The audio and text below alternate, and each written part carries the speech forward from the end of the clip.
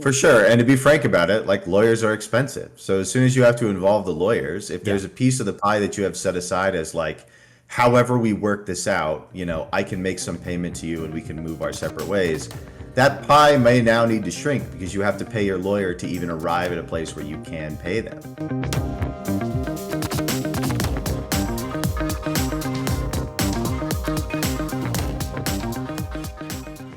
Good morning, everyone, and welcome to episode 87 of the Sandbox.Space weekly podcast. I am your host, Chris, joined as always by Baby Girl, who's eating over there, Pumpkin, who I think is about to jump up on the desk, and of course, every week, I timed it. Here she is.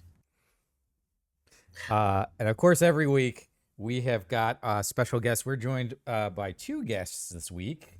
Veda and Connor, how are you doing today? Okay. Doing great. Thanks for having us. Yeah, thanks for being here. So you're both lawyers in sort of the gaming and tech space. And Veda, you were a guest at GDEX this year. So thanks for coming. I hope you had a good time. I had a great time. I played so much DDR. The arcade was amazing. On the arcades. Yeah. Yeah, Donald does our arcades, and every year I'm like, give me a list of like what you have, and then I'll pick out like some of the classic things I like, and then he's like, I'm just gonna bring a bunch of weird stuff. I was like, cool. Yes. Good. The weird stuff was towards the back, and I had a lot of fun with the weird, obscure games. They were great. Yeah, he's always got like a handful of like just strange things from Japan he's gotten from somewhere. And some of them like no one's ever heard of in the history of arcades, and then others are like real popular in Europe or in Japan, but they're not super popular here in the US. So it's just kind of cool to see those things. Turn myself up a bit. Okay, I'll turn my volume up. The bongo drum one, people always love that one. Yeah. And then there's a whole bunch of other ones that are super popular, and I do not envy him as he has to load in all these gigantic machines. It's a lot of work, but people love it, and it's something we want to keep doing. But I guess why don't we start with you, Veda, and then we'll go to Connor. If you just want to do a quick intro of yourself for the guests in chat here and on the stream. Yeah, for sure. So, hi, everybody. My name is Veda Cruz. I am an attorney at Odin Law Media, and we help developers, publishers, game industry folks, creators with their legal issues. We do contracts. We do a lot of stuff that has to do with the legal stuff in the game industry and creator industry.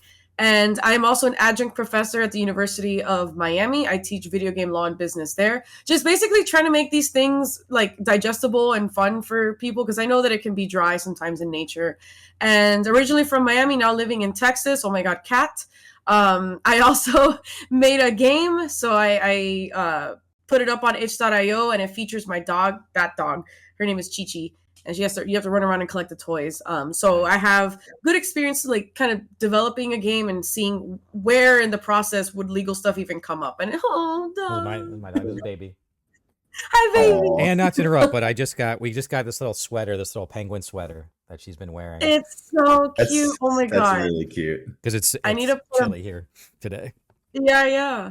I need to put a baby skin in the game I made for the dog. Yeah, totally. That'd be awesome. Right. But yeah, I also enjoy playing games like any game lawyer might. And I think, that about sums it up for now. Awesome. Mr. Connor? My name's Connor Richards. I'm also an attorney at Odin Law Media, so Veda and I work together. I've been there a little bit longer than Veda. I've been at Odin for about 3.5 years at this point. Before that, I was at Ernst & Young doing tax law, which is decidedly less fun, but is a useful background when you're talking about like figuring out where to set up a legal entity and doing like international transactions and stuff like that. I also got into this whole crazy video game world through the esports space. I competed in Super Smash Brothers way back when, and started working with tournament organizers, working with players and stuff like that, and sort of pivoted into the space that way. And now most of who I work with is devs, to Veda's point. We serve as basically outside general counsel. So the idea is like, we're your first phone call whenever there's a legal problem that comes up. I'm also pretty active in the Esports Bar Association and stuff like that too. Okay, yeah, interesting. We do a Smash tournament at GDEX, as well as a few other things. Oh, Um, nice.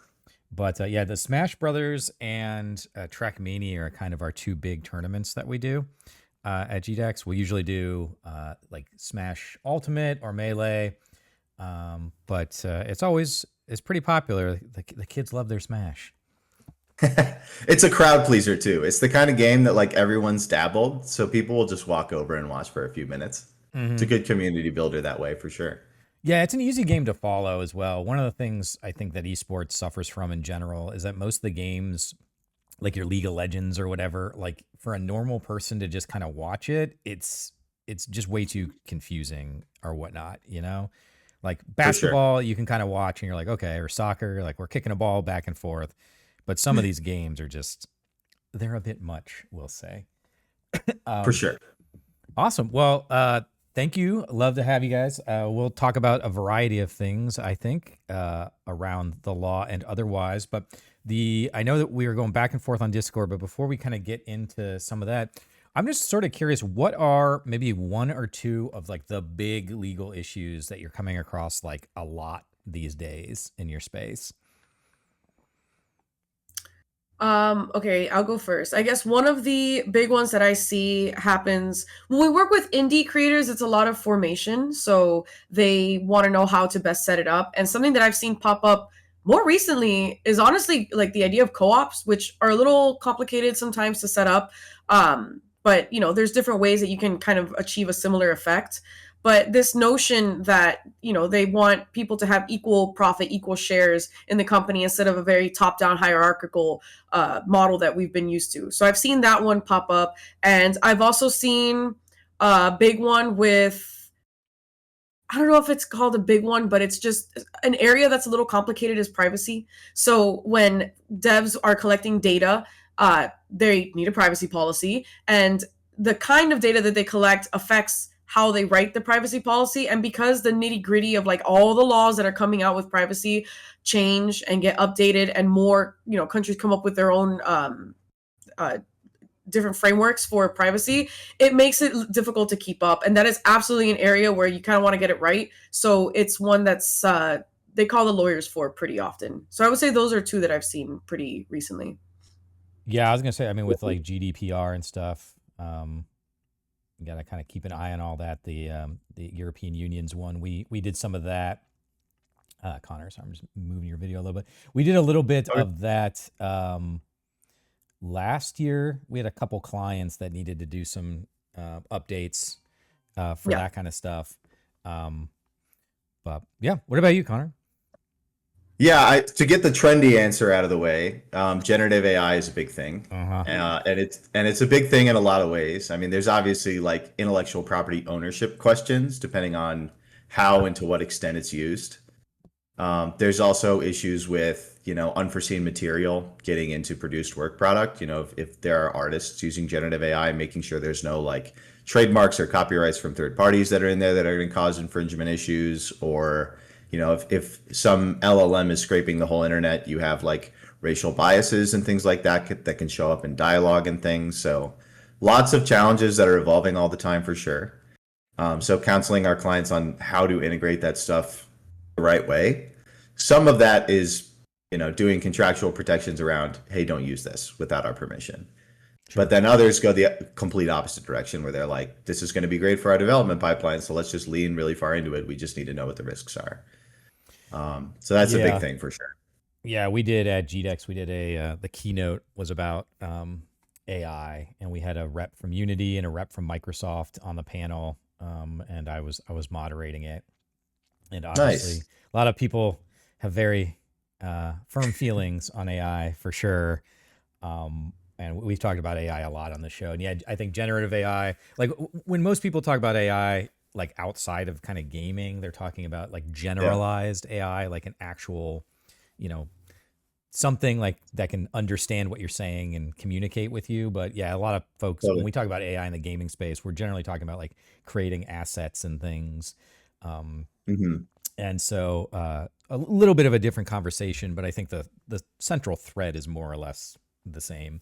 Yeah, But yeah, that's really interesting. We'll put a pin in AI. I'm sure we'll come back to that. And again, people in the chat, totally. if you have questions, feel free to ask. I have, because I knew that you two were coming on, I actually spread the word to our online digital incubator as well as to my students. So hopefully we can get some students to come on. Awesome. But I work with a lot of indie developers. I mean, I don't keep track, but I've helped hundreds of small businesses get started, grow. And Vita, the first thing you mentioned is it is literally the thing we have to deal with every time we start an accelerator or an incubator class, which is equity and ownership. Yeah. And we had a project last in our cohort last year, and I don't remember the exact thing, but I think it was like 17 people had touched this project at some point, and there was no documentation. No one had signed anything. And so it was just like, who even owns this project? And they're like, well, Yeah. you know, we kind of did it. And of course, it was part student project that then got spun off into a real big boy project. And so navigating that equity stuff can be really difficult. So I guess my just first question are, what are some of like the initial things that companies, indie studios should be aware of and thinking about, you know, as they're getting started in their effort? Sure. I'll mention something real quick. They should start thinking about who owns what, yes, but also how they're going to resolve issues in the future, because none of this really matters when there's no money involved. It's when you start to be successful that all of a sudden it's a burden to have like success, which sounds funny, but it's true, because when you have no money to distribute, it's way more difficult to get into fights about that. But when money starts rolling in, now we got to start thinking about, percentages and all that stuff that they might have wanted to kick the can initially, because yeah, it's an uncomfortable discussion sometimes, having to divvy up who gets what or who contributed what. Some people might have, rightfully so or not, a inflated perception of what they've contributed and how much they deserve whatever piece of the pie. So it's good to get those discussions out of the way in the beginning, whether it's going to be, hey, everybody equal shares, or if it's going to have room for change later. But all of this should be at least talked about in the beginning, so that, and hopefully written down in some way, just so that you can go back to it later and it doesn't turn into some kind of like game of telephone about what was agreed upon before. But I know, Connor, you've dealt with this in so many ways. So if you have anything else. You really hit that I say this all the time, but like nobody really gives a shit until money is involved, right? It's all fun and you're making games and people are having fun. But as soon as money starts getting involved, it changes the tenor of the conversation. And yeah, this deserve thing is really big too. I've had to mediate numerous fights, including internal battles sometimes. We had a project, this was an internal project, this was years and years ago, where we had somebody on the team that I eventually had to let go. And then they brought out I'm gonna sue you. They were an engineer. And they were like, well, I'm gonna threaten to sue you, and you're not gonna be able to release this game and do this project and yada yada. And I was like, well, first of all, you're being a jerk. But second of all, we did a quick internal audit about how much work that they actually did, and it was pretty minimal, which is something I've found just as a general thing in life, that the people that complain the most also generally tend to do the least amount of work, if we're just sort of painting with a broad brush here.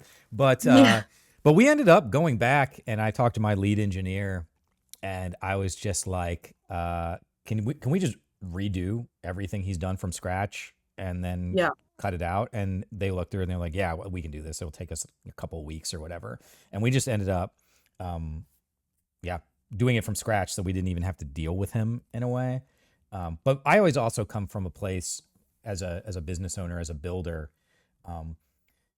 You want to navigate these conversations in like a partnership way, because they're supposed to be partners, Totally. right? Mhm. And I always tell people, I was like, look, even if you think you're getting ripped off, or like in the back of your brain, you're jumping to like, I want to sue you, take a step back and engage them in a conversation, because you can probably alleviate, most people are pretty reasonable. You can probably alleviate a lot of these concerns just by having a conversation about it. And I don't Totally. think a lot of people realize, and I kind of jumped in on you for a second, but I don't think a lot of people realize when you're in the business world, you can have conversations and talk about whatever. But as soon as you start talking about lawyers and lawsuits, the entire conversation changes, because your emails, how you phrase things, how you talk to people, that all can Totally. become part of the lawsuit. So I try to remind people, like, look, make sure you're engaging with, I guess, civil conversation before you jump into that space, because as soon as you start bringing out lawyers as your sword, then the way I respond to you has to change. The way I email you has to change. I might not. For sure. I might start having to use my lawyer to navigate this conversation. So everything has to now go through them. And now we're no longer having a discussion. It's like we're kind of in a coliseum, For sure. And to be frank about it, like, lawyers are expensive. So as soon as you have to involve the lawyers, if there's a piece of the pie that you have set aside as like, however we work this out, I can make some payment to you and we can move our separate ways. That pie may now need to shrink because you have to pay your lawyer to even arrive at a place where you can pay them. The other huge part of this is, like, the game developer world is a small world. So if you enter these conversations and they're crazy acrimonious, you're super confrontational, you're unwilling to, like, have human conversations about how these things can be resolved, that's going to burn bridges in ways that you don't expect to. So obviously, like, anyone whose rights have been trampled on should absolutely pursue some option, whereby they can get compensated for that. But, like, trying to find those routes as early as possible and make it more of a confrontational thing is not going to be helpful for anybody. Yeah, it's funny you say that. I say that all the time. I kind of joke about Columbus. Columbus is like the smallest big city in the country. Like, everybody knows you. We're the 13th largest city in the country. Most people don't realize that, but, like, everyone knows each other here. And the video game industry is very similar, where you will be surprised the people you bump into, just the way you're going to work. People jump from, because nowadays everyone's getting laid off for all sorts of stuff, but in general, the video games industry is not a place where you're around for 10 years. Like, you hop from gig to gig, particularly if you're a contractor. So you could be working at, Bungie 1 year, and then you're at Blizzard the next year, and then you're on an indie studio the year after that. So you never quite know who you're going to bump into or who might be your boss. So it is a small world, and you want to cultivate that. You said it very well, but you just want to cultivate that level of sort of mutual professional respect, and professionalism, because they'll remember you. And if they remember you being like a pain in the ass, then that is going to be harmful for your work in the future. But to your point, Connor, like, don't let people take advantage of you. But I've found, at least in my goings on, that the vast majority of conflicts are not malicious or intentional. They're like, somebody just didn't think of something, or maybe something slipped through the email chain, or we're moving fast in game development and technology. Like, we're moving pretty quick. So it's easy for us to kind of lose sight of stuff. That's not an excuse, but it's just sort of the reality of the world we live in. Yeah, I mean, I tell our clients it's like a breakup, right? Like, they can happen for a wide variety of reasons. There's always hurt feelings involved. And ultimately, like, there's just a level of trying to get past that and trying to work constructively so that everyone can kind of move on with their lives. Yeah. Caleb from chat says it works both ways too. If you're a really good person to work with, doing collaboration and camaraderie well, it can be a huge boon to be known as that kind of person. Yeah. 100%. 100%. That's something I tell my students as well. Like, there's this idea that, and we're seeing a lot in, like, society and politics and whatever now, where it's just like, there's the best person for the job is the person that can do the job the best or whatever. And you're like, yeah, but the reality is, like, I think about, like, Blizzard, right? If Blizzard posts a job opening, they're going to get probably 10,000 applications in 24, 48 hours, right? And probably 50% of those applications are really talented people that are applying for Blizzard. So you're looking at, a couple of thousand people that are, like, top tier at what they do. The next question then becomes, okay, well, what are the other things? Like, are they easy to work with? Do they communicate well? Do they understand how to connect to the other departments? This is a big one, and I'm sure you navigate this a lot. Engineers, artists, managers all speak different languages, and having to navigate that can be challenging. Is that something that you guys run into occasionally? Oh, yeah. All the time.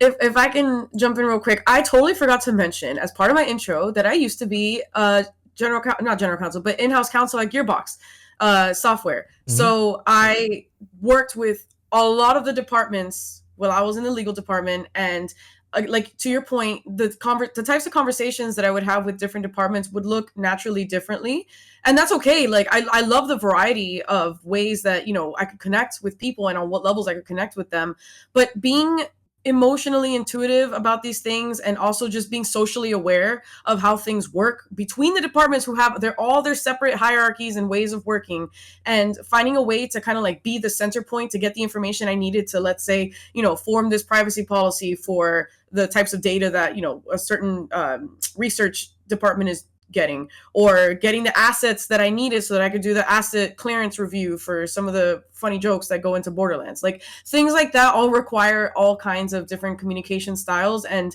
I know, and I was told that like being able to be easy to work with, especially being in-house as the lawyer, who when I walked into that studio, I was seen as scary. And to your point, like as soon as the lawyers get involved, like the tone of the conversation changes. I felt that at first, and I worked so hard to make it like I'm not scary. Like I just want to help you. I want to help you so that you don't get in trouble later, and then we have to spend all this time fixing stuff, and then the game gets delayed, kind of thing. Mhm. So it takes time to kind of like break down those walls, but the communication is the key and the core of it. And oh my God, does news travel in this small niche industry, especially in the video game law industry, which is even smaller.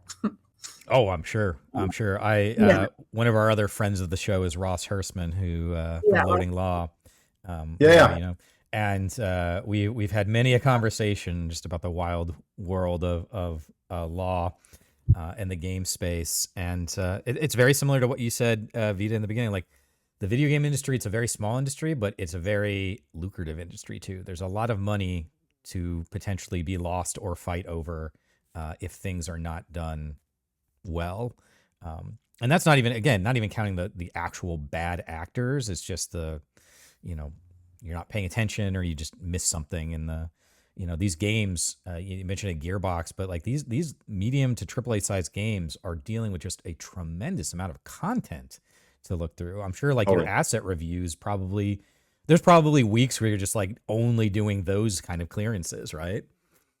It's all over the place, right? And we do it at Odin Law too. Like clients will send us their assets and have us review it, because you just don't know sometimes what you're putting in the game that you're pulling a reference from. So I always said best practice was to please put the reference in some kind of folder that goes with the asset. That way we can kind of do our own due diligence and not have to start from scratch and maybe do a reverse Google image search.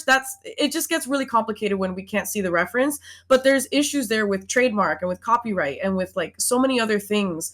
I was watching this video yesterday that the Stardew Valley, which is the most like unassuming, cute, wholesome game in the world, got in trouble with the Geneva Convention because of the cross that was on Pierre's store, and they had to change the cross from the red cross to like a teal cross. It's stuff like that like you're not thinking about that when you're creating the game. How are you supposed to know? But it's real, and so having a lawyer involved in the process can kind of help with that. So to think ahead of these things. Yeah. That Red Cross thing catches a lot of people because they don't realize like that's a protected icon. Because it's just you see it all the time, right? It's just a part of like our normal lives. It signifies something to pretty much every person on the planet. But it's also protected. I know because we did a project once that was using something that was very similar to Godzilla. It wasn't Godzilla, but it was like sort of similar to it. And man, talk about a litigious bunch of people. They protect their Godzilla iconography like you wouldn't believe.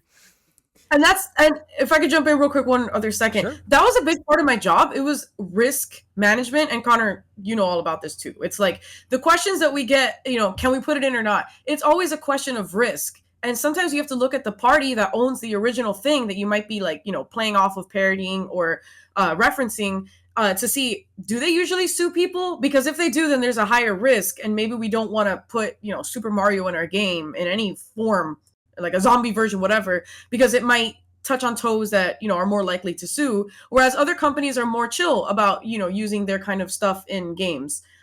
So it's always boils down to risk management. A lot of our job is being able to identify the risk and then kind of assess what level of risk we're at, and then whether, putting the options in front of the developer and seeing, do you want to proceed with this risk? If yes, here are the possible outcomes that you should look out for, the kind of costs associated. And if not, then here's, how you're saving yourself money or risk. So, yeah. Yeah. And Chris, you made the point earlier that like when you're working with someone who then walks away from the project or causes problems or something like that, one of the things you think about is how removable is their work, right? Like, can we just pull it out and redo it? The same kind of analysis applies in a lot of these situations when you talk about clearance and potential like trademark or copyright infringement. Like if you have a character that's kind of borderline on from an infringement standpoint, then you probably don't want them to be the main character because that requires a more fundamental overhaul if you get like a scary cease and desist or something like that that proposes some kind of a problem that you don't want to deal with. On the other hand, Yeah. it's a lot easier if there's just sort of a passing reference. If you want to incorporate parody and things like that into your game, there are ways to do that for sure. That's just the kind of thing that like fair use is a very complicated and fact specific analysis. So that's the kind of situation where you want to talk to an attorney and people who are familiar with the space. Yeah. Yeah. I don't know if you know this, Connor, but I'm running for Senate here in Ohio. And on our business cards, I have a quote from Carl Sagan on there. And, Nice. I had to make sure because like some of his quotes are copyrighted. Like if they come out of a book or something, right? They're a part of a copyright from that book. Others are, more or less public domain because they maybe are a part of a, public thing that he did. Sure. Turns out the quote I used, I don't even think was from Carl Sagan. Obama quoted him, and apparently Obama was incorrect as well. So I blame Obama. But but the fact is, you do have to be careful about these things because I can't remember, but I think it was Overwatch 2. Correct me if I'm wrong, but one of the heroes in Overwatch 2 on release got in trouble. Blizzard got in trouble because maybe it was Overwatch 1, but I think it was 2. But anyway, Vita, you mentioned sourcing.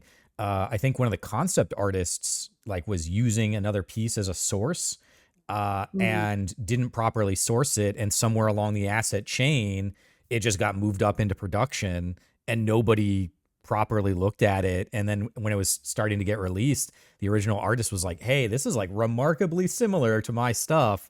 And Blizzard got in trouble. And I don't think there was a lawsuit, but they ended up having to remove the character and rebuild the character's look because of that. So that's another thing I tell students. I know when you're a student, like the last thing you want to do is sit around and source everything, but like you got to cite your sources because you just don't know where this stuff came from. And it also kind of keeps you out of trouble in case you're on it. There's a question from the audience here, like how difficult it is to get permission to put something in a game, and I imagine the most common lawyerly answer is it depends. Yeah. I think that's right. Yeah. The reality is it depends on what the asset is and who the licensor is. Because there are certain situations like if you're trying to get quote unquote permission to use an asset that's on an asset store, it's as simple as paying for the thing. But if you're trying to use something that's like central to World of Warcraft, it may be a lot harder to get, information for someone in the licensing department at Activision Blizzard. Yeah. But different companies have different institutional norms in terms of like how open and willing they are with that stuff. Yeah, I think there's something. So I'm an old grumpy man that yells at clouds, and one of the things I liked about the olden days of the video game industry when it really was like the Wild West is it was just about a bunch of creative people wanting to make fun stuff, and so there was conflict. Totally. There was cross references to everything in older games back in the day. Nowadays, that's a lot harder to do. You got to go up numerous chains and talk to numerous lawyers to kind of do that stuff. But back in the day, there was just all sorts of Easter eggs and things. And I think I'm curious both of your thoughts on this, because I think of all of the entertainment industries right now, maybe the video game industry is kind of the loosest on Easter eggs, where it's like, as long as it's done in kind of good form and you're not trying to like take the IP and use it in some way that's negative, we generally let a lot of Easter eggs, kind of slip. Like games will reference other games or, kind of show love to other games. Like that's a pretty common thing. But once you start moving beyond like what a simple Easter egg, then the question becomes much more complicated.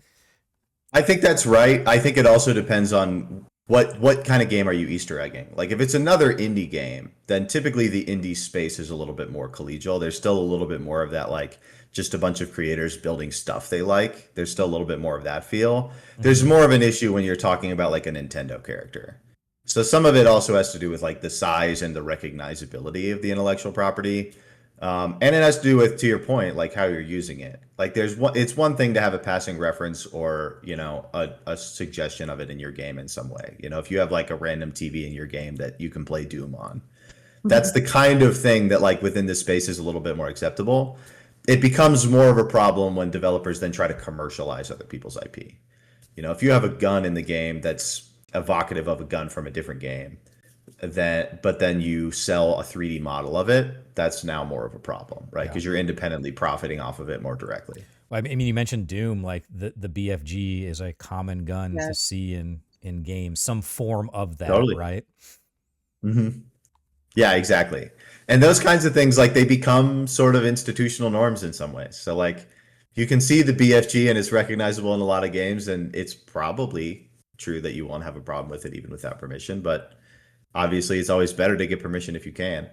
Yeah. And the to Connor's point, like the type of the Easter egg really matters, and then thinking about not just like how it's portrayed, but also like the amounts, because I can think of situations where, let's say Pokemon, like they're very careful about being a family brand and they don't want their, IP to be shown in a specific light. So making the choice to put an Easter egg that puts the Pokemon in a precarious position, let's say, might not go over as well as, putting it in or framing it in a better light. So there's other considerations sometimes that aren't legal in nature, but they're more on like I don't know if ethical is the right word, but according to the morals and values of the brand that you are kind of riffing off of or putting the Easter egg for Yeah. and Yeah. inside. Yeah. The last thing I'll mention here is it also is not just about your relationship with a potential licensor. So like in Vita's example, like you and Pokemon, it also is about if you're working with a publisher, what your publishing agreement says. Because Yeah. one of the things that we very commonly see in publishing agreements is no Easter eggs, or at minimum, no Easter eggs that we don't know about. Mm-hmm. So there's somewhat of a clearance process of just everyone that a developer is working with that may be helping them in commercializing a game, making sure everyone's kind of in the loop and bought in on what the approach is there. Yeah, good call. We got another question from chat, which is in line with this, but um, how do you deal with like referencing certain real world IPs in the games universe through dialogue or like referencing and whatnot? So an example is Intergalactic is referencing Porsche, Sony, etc. Well, Intergalactic is made by Naughty Dog, which is owned by Sony. So I imagine getting internal clearance is a lot easier generally than external, but Theoretically, yeah. The thing that they have to look out for, no, because being like, yeah, in a bit, it depends. Lawyer answer. In a big conglomeration, sometimes internal can still mean like multiple levels up in one company and then the parent company. But the thing to look out for there is trademark. So sometimes, like oftentimes, using the brand name, let's say Porsche, it's more difficult because that might be trademarked, and then that has a different set of considerations than quoting like the quote that you mentioned, for example, that might have different protections on it because it's not necessarily trademarked, but it's still, someone else said it. So with that, it's very important to be very careful because you definitely don't want to give the impression that you're sponsoring it, for example, or that you are using it without obviously their permission and using it in a way that they don't approve of. I know, having been on the other side with along with the whole theme of like Easter eggs and parody and different things like that, sometimes or being asked to even put assets from one game into the person's other game.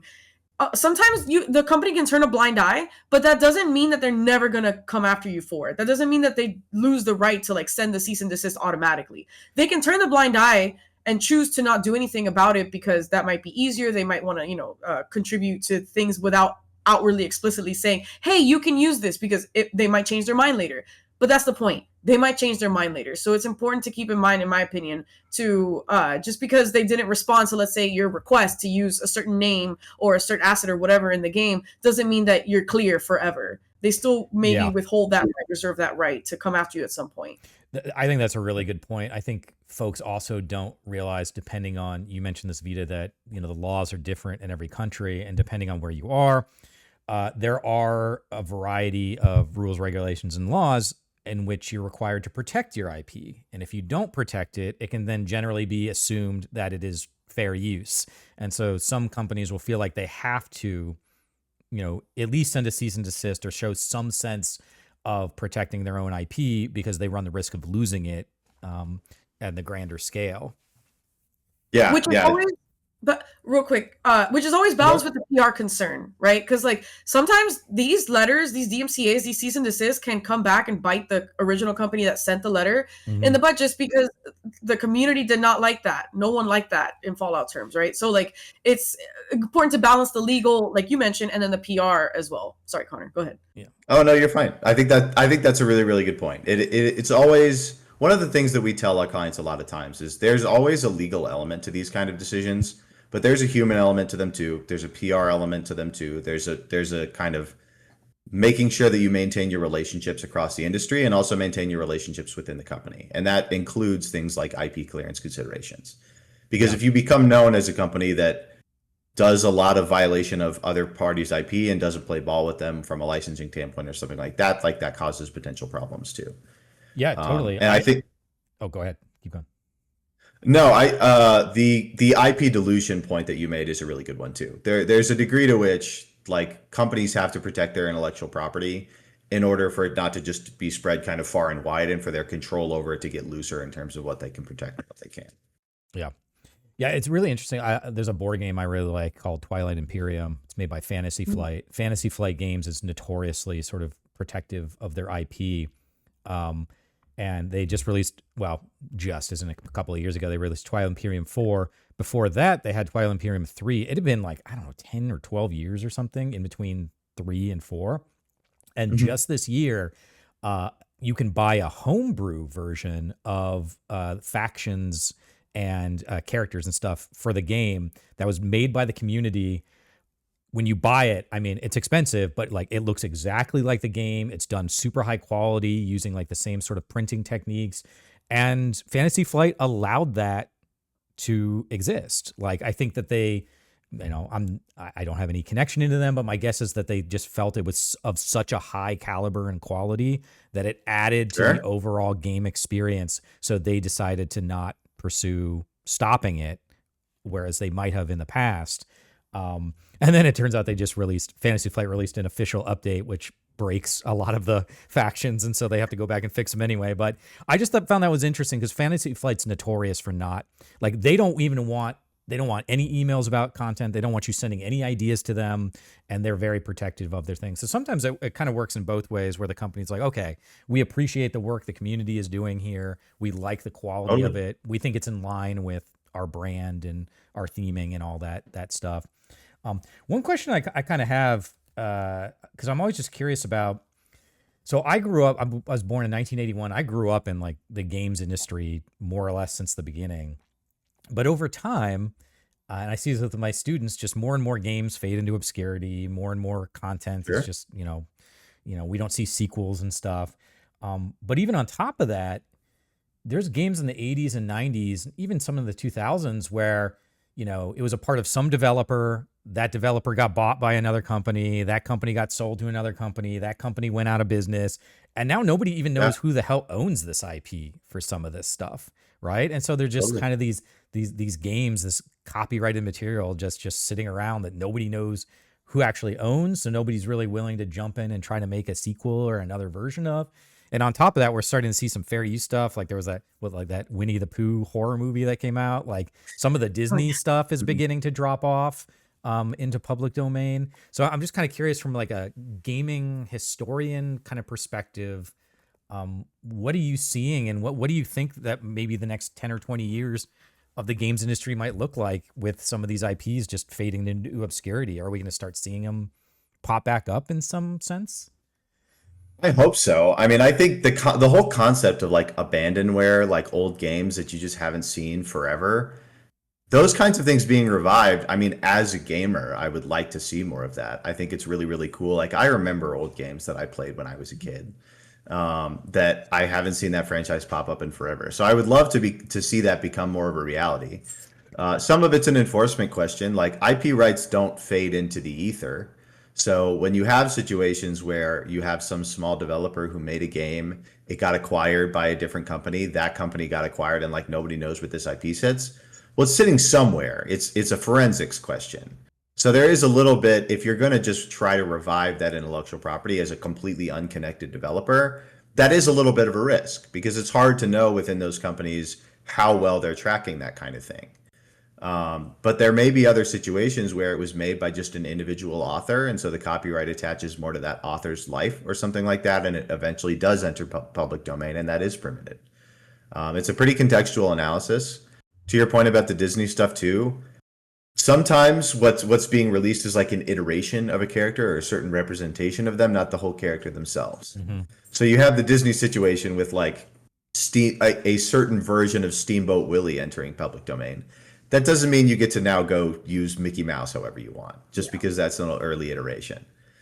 So understanding those kind of nuances can be important for avoiding issues, but I would love to see that become more of a thing for sure. Yeah. Me too. And I think on the forensics point that you mentioned, sometimes when companies, especially when they go bankrupt, they don't want to buy everything that the company had. They want to take bits and pieces of what they liked. Maybe they liked a certain IP and not another one.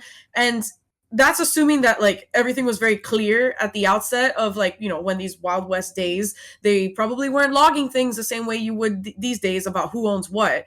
So it's totally possible that the thing that you bought, it's not even clear who owns what within that. And we hope for a situation where that's not the case.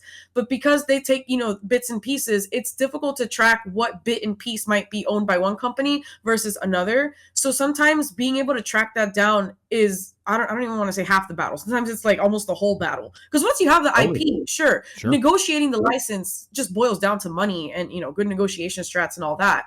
But like actually tracking that down can be lost in a sea of documents. I've had to do that both in-house and at the firm, trying to figure out like who exactly owns this one piece of IP that's related to this franchise, so that in order for this other company to kind of like bring it back in some way, or at the very least port it to a modern console, finding those rights can be so difficult.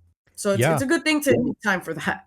Totally. I'm one of the founders of Bad Movie Night, which is just a thing that we do here. We just did it in our homes, and we watch these like old bad movies, and then we ended up showing them at a local theater.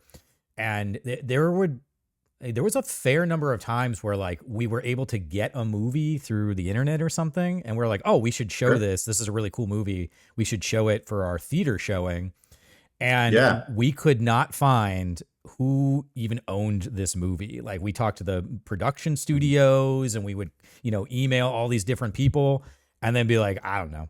Be like, how do you not know? Like, and it's just because this movie was made in like 1984, and then the production house is shut down, and now someone owns it somewhere, maybe, but they probably don't even know themselves that they own this movie, right? And so of course we can't buy the rights for a public viewing of that, so we don't show it. And then also, somewhat recently, that's kind of what happened to that the Friday the 13th game, which was pretty popular and people loved it. And then they ended up, I mean, it was out, released. People were playing it like for quite a while, and then the Friday the 13th rights ended up getting all, I think, to the point where the studio is just like, forget it, it's not worth it anymore. We're just going to shut this whole thing down. Yeah. Well, that happened recently. I've been obsessed in Spooktober with Dead by Daylight, and I love that Michael Myers is not known as Michael Myers. He's just the shape. And it just goes to show that like licensing rights can absolutely expire. And there's like a laundry list of games that have either been removed from Steam, period, because they lost their rights. A good example of these types of games can sometimes be music games because the music license expires, and a Guitar Hero without songs is kind of, I don't even know what you do there unless you play modded versions of stuff, which is fun. But licensing is actually a complicated thing, and negotiating those licenses it can be tough because it's a sticking point, right? How long do you want the license? The game developer wants perpetual. That way they have the license forever. There's no issues. Whether they get acquired or sold or whatever the case is, they'll always have the license to use this one particular asset. But the license holder, of course, doesn't necessarily want perpetual. They want it for a limited time. So kind of as the publisher too, they have to be aware of these things that are negotiated in the contracts with the developers so that everybody's on the same page and nobody makes a hiccup leaving a game on the store that license rights expired for. Yeah, totally. Sure. I mean, we're seeing that with oh my God, Tony Hawk's Pro Skater games like had to change a Hmm. lot of the soundtracks out.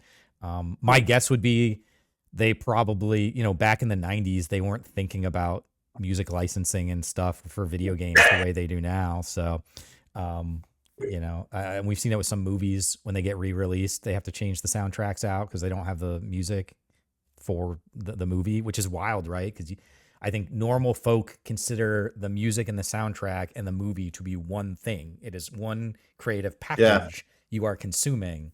But totally. that's not the way it is anymore. And I think a lot of it too, we don't need to go too far down this, but I think Marvel and Disney have reshaped the way we think about IP. Because like you think about those older sure.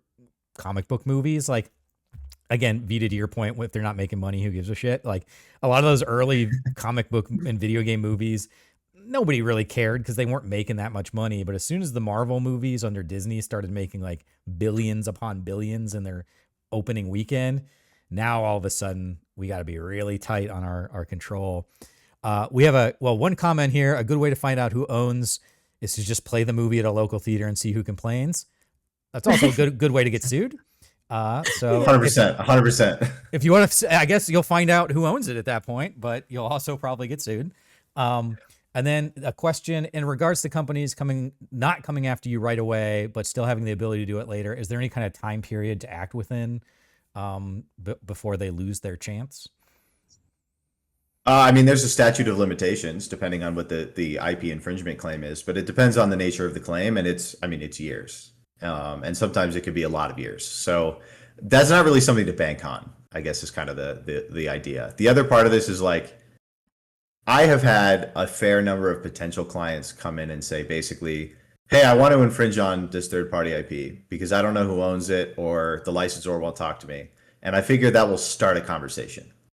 That is not a good way to do things. All it's going to do is make everybody mad at the outset, which is not going to be constructive. And also the other part of this is like, most of the time, if you offend a licensor, like they're probably going to send a cease and desist letter just telling you kind of to knock it off. And to the extent that you've profited, maybe they make a demand on some of those profits or something like that. But that doesn't mean that needs to be where they start. To your point, Chris, like they can just start by suing. So that it's definitely not something we recommend.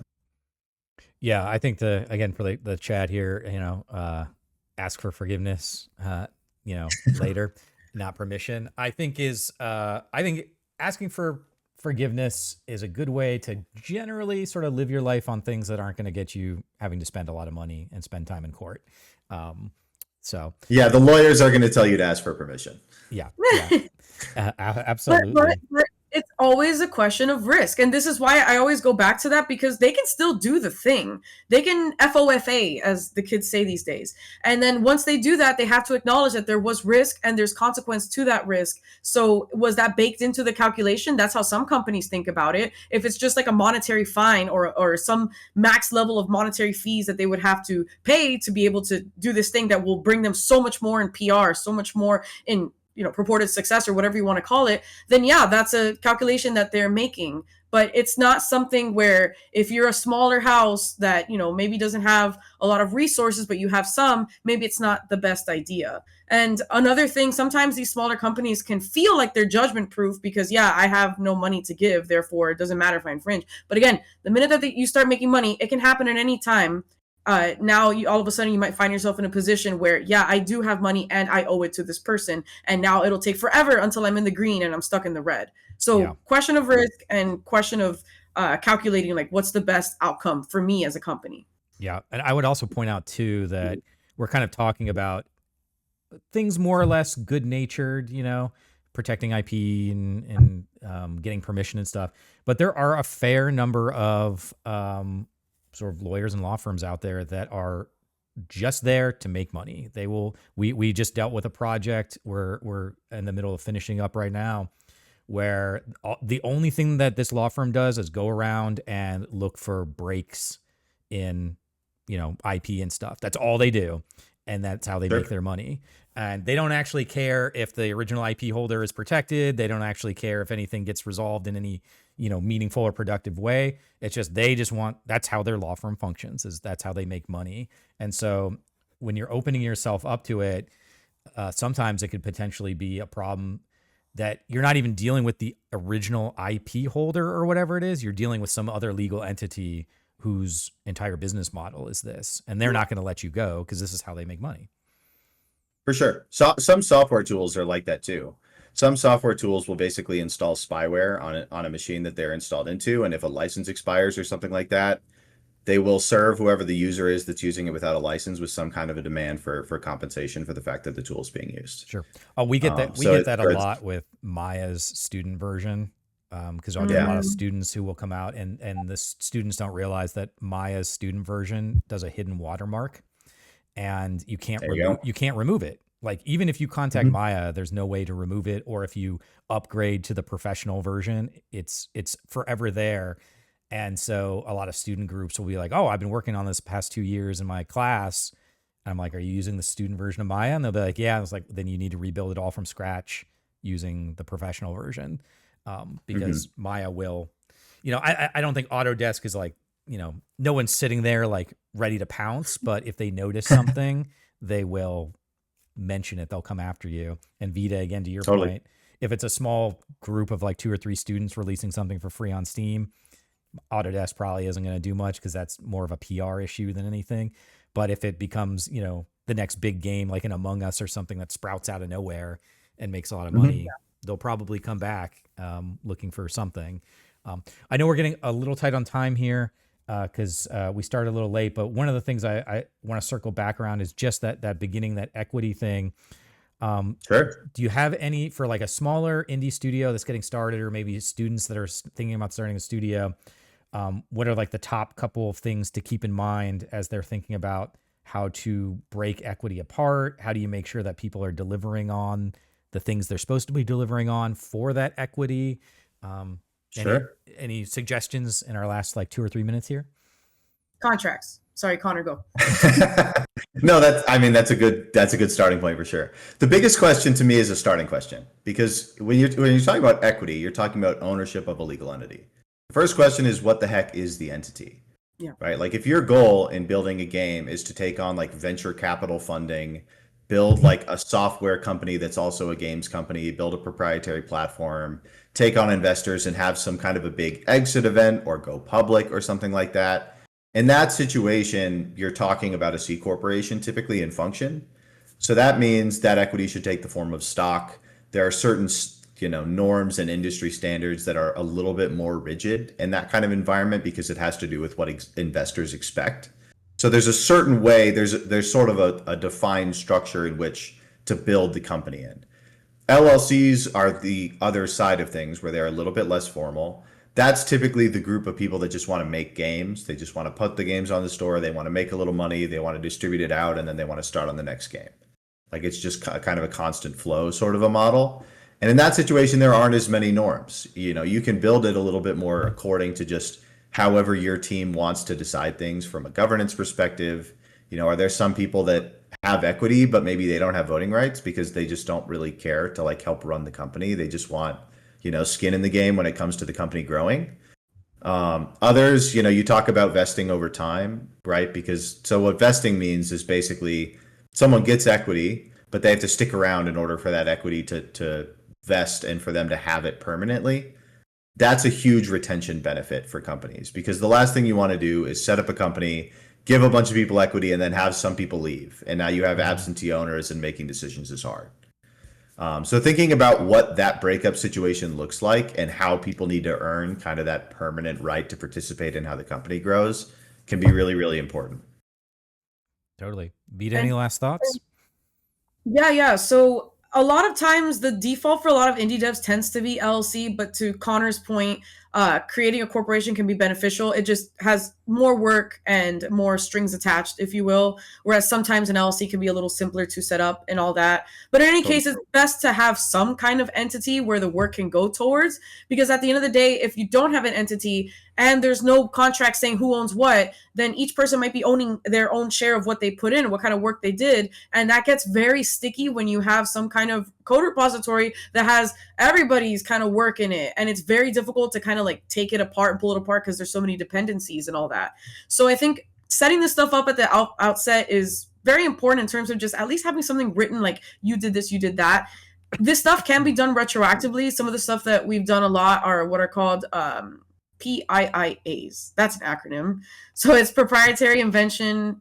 What's the other I, Connor? Agreement. Proprietary information and invention assignment. Information and invention. So retroactively, they can create the LLC after, they've got a good vibe going. Because another thing, by the way, real quick, is that sometimes you don't know if it's going to work out with a group of people until you actually do it. So I get it. Like, these things might not be as clear cut in the beginning, and these conversations might come a little later, because you might end up hating each other. And then who cares if there's a company or not, because you wouldn't want to work with each other anyway. But assuming that things work out and we're in a place where, like, we're all working together, then now we can talk about papering it. And if you create the LLC later, you can have this kind of document that will assign everything that you worked on before to the entity, so that there's no confusion as to who owns what, because the company owns it.